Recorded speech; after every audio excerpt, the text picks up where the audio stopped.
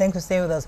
Mike had a story in Punch in yes, Nation. In the Nation, the Police Service Commission have announced that it's beyond their. They did not talk about the retirement of the Inspector General of Police. They said the commission had been inundated with calls, messages, because it had made an announcement that some policemen, some officers who had served 35 years or were 60 and above were going to be retired. That they never made any statements. It's beyond their jurisdiction.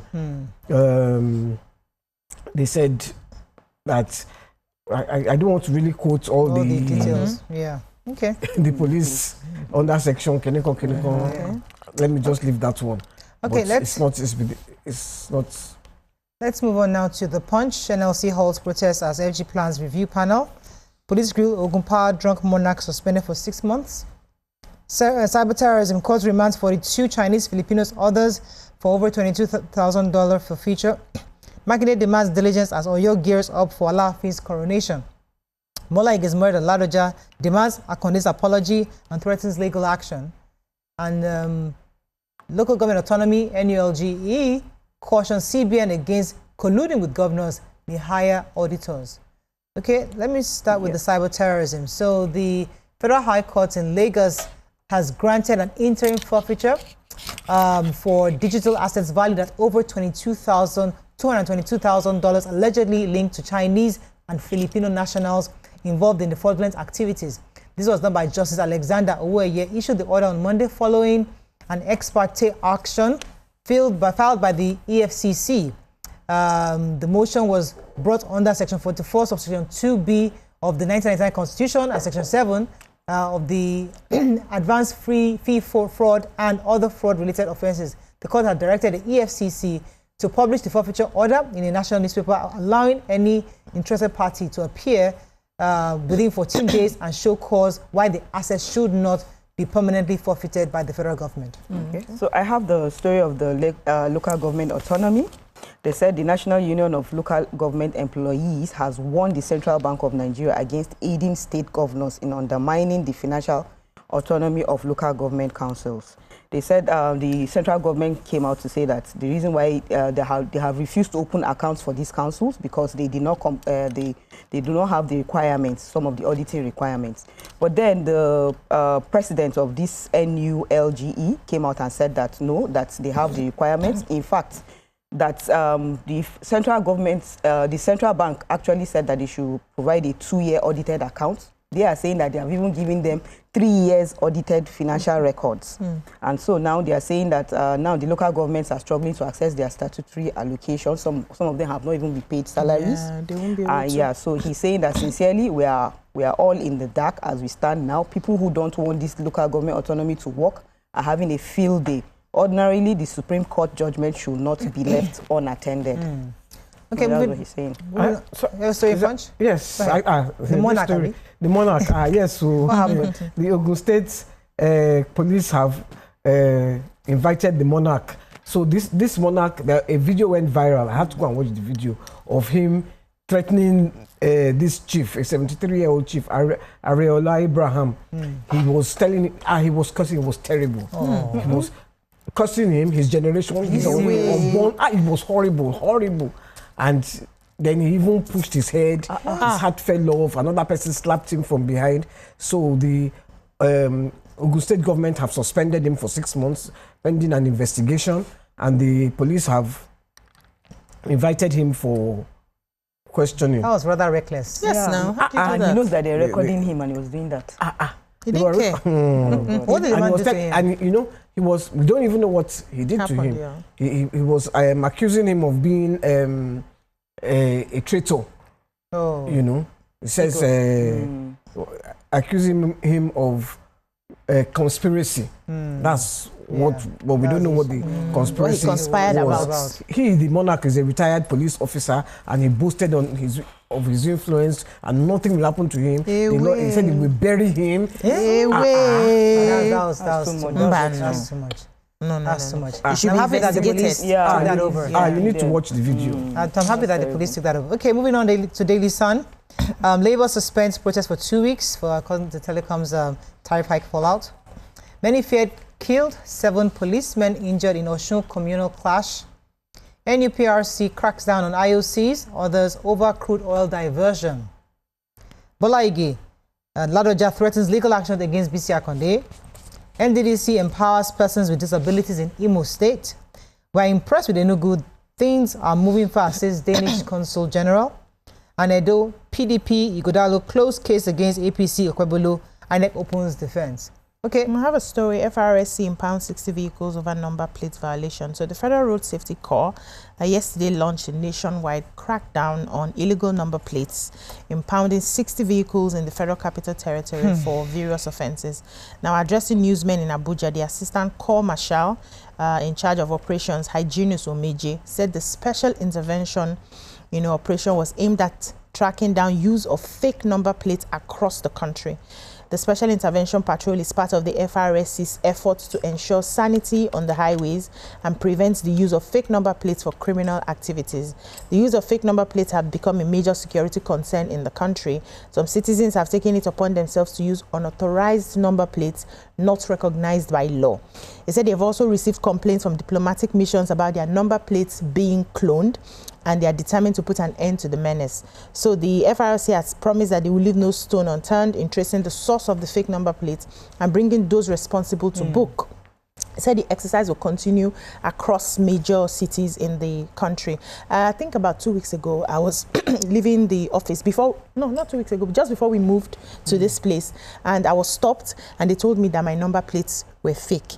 But I did not get number plates from any fake. I got it from them. And I was arguing because, okay, so what happened was the front of the car is still very much intact. The back had faded a bit, but we got the two at the same time when we got it. So we need to be sure that they themselves are not giving fake number plates, because I did not go anywhere. I'm not doing any shady business that I need to change my number plates, and I've had those number plates for a very long time. So that was when I noticed that how come the back is fading more than the front, but I got this number plates from you. So they need to be very careful so that a lot of innocent people don't get in the crosshairs. Okay, so the CEO of the NUPRC, that's the chief executive, Benga Komalafe, he's the NUPRC, that's the Nigerian Upstream Petroleum Regulatory Commission. They have vowed to take decisive actions against international oil companies and other independent producers diverting crude oil meant for domestic refining.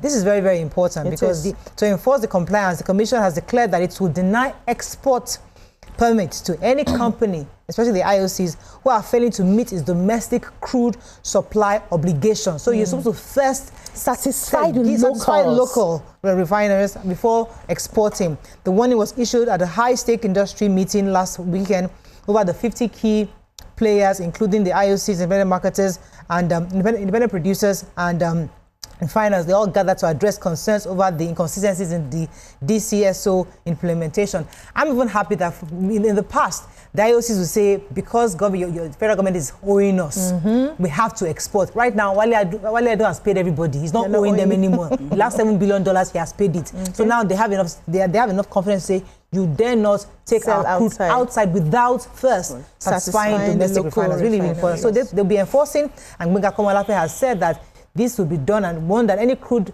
oil designated for domestic refining must be diverted. If it's not diverted, they will definitely be brought to book. I like what they also added, that they are trying to do this Naira for crude. So you're getting the crude in Naira, and then you're going to be selling in Naira as well within the local community. Yes, that's what we've always clamored. When we go outside, we can sell in international markets. Here, we satisfy ourselves. I'm happy that things are moving forward. Like gradually, the nation is actually moving forward. You're seeing steps moving forward. Any other story? The former governor of Oyo State, Governor Rashidi Ladoja, has said that the former chairman of the APC, BC Akonde, is having a memory loss. He says that because Akonde had made an allegation that Ladoja took the case out of court for Bola Ige's murder. He says he noted that he has his memory, old age is affecting his memory, so he doesn't remember what happened. He said Bola Ige was assassinated in what year? In 2001, and he got into power in 2003, 18 months after the assassination. That where did he get all this information? That I read that story last night. I read that story. His apology. We just need apology from. They are two old men. Sometimes they're too old men. Let's not get into them because we don't know who's having memory loss. We don't know. Let us just stand outside and focus on what they are doing on the papers. Moving on to very close to Bola Ige, and he asked him to come and contest. That's how close we were. Yeah. So how is he going to be involved and know about the death? He just, I read the story. He just said that he knows he would know. They should ask him. That was GBC. They ask him, he would know. Okay, Vanguard. FG bans export of crude set aside for local refiners. I took that story already. Telco's tariff hike. Labor shelves protest. FG set up YK's best thing, 10-man committee. Oh shit.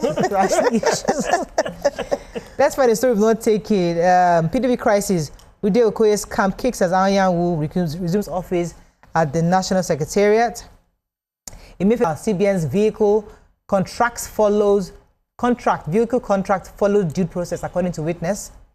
Tinubu, Sanwo-Olu, Peter Obi, Davido, others congratulate Thames on Grammy win. And you have no power to order my impeachment, Tinubu tells court. Okay, which story are we taking in Vanguard? Okay, go ahead. Yeah, so we have the one that the president is saying, you have no power to order my impeachment. Roche? He said that the president asked the Federal High Court in Abuja to dismiss a suit that is seeking to compel the National Assembly to initiate impeachment proceedings against him over alleged rights violations. So they quoted the case, the suit case and all of that, and was brought before the court by a legal practitioner, Mr. Olukoya. He ordered the court to declare that the Tinubu-led administration has constantly suppressed peaceful protests organized by Nigerian citizens, and that this amounts to an impeachable offense. So they announced the government. He now said that the government had between August 1st and 10th violently clamped down on peaceful protesters across the federation. But then they are now coming and saying that during the protest, security agents under the control of the president were present to protect the protesters and ensure that their civil action was not hijacked by hoodlums, and not what the other guy is saying. He's not saying that they are suppressing their. They are not allowing Nigerians to exercise their rights. So there's so much story under it with plenty constitutions and. All their references and everything is so long there, so Nigerians, read ahead. Yeah, I have a human interest story in Vanguard. It said 3 siblings, a boy and 2 girls, have been killed by yet to be identified persons in Nnewichi, Nnewi, not local government area of Anambra State. They said the siblings were aged 9, 7, and 5, and they were suspected to be killed by assailants who swooped in on them in their house, then stuffed their lifeless bodies inside a deep freezer in the apartment.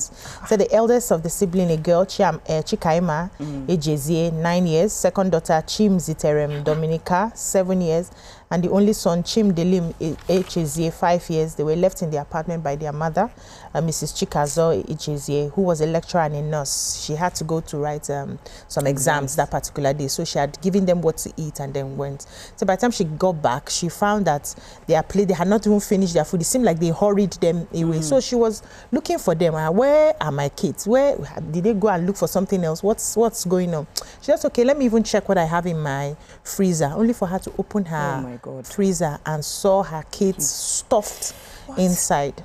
She had to quickly call her husband, who was in another part of the city, and he came down. They had taken the matter to the police. What did they do? Investigations are ongoing. They said they have neighbors in the environment. They don't know what happened. They can't tell who came in. Said it's as if they broke into the house while the kids were eating and killed them, stuffed them in the freezer, and left.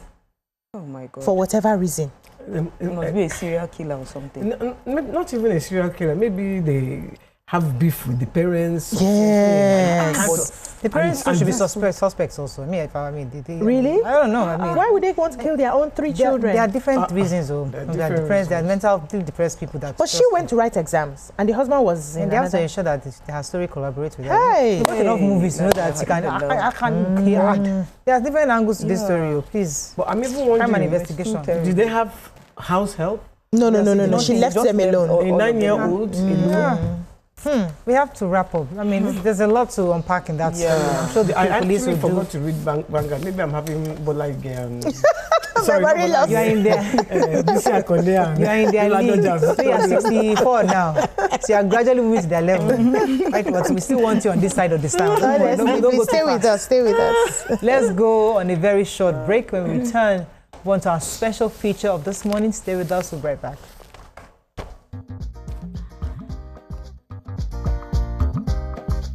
Stay tuned. Your View will be right back.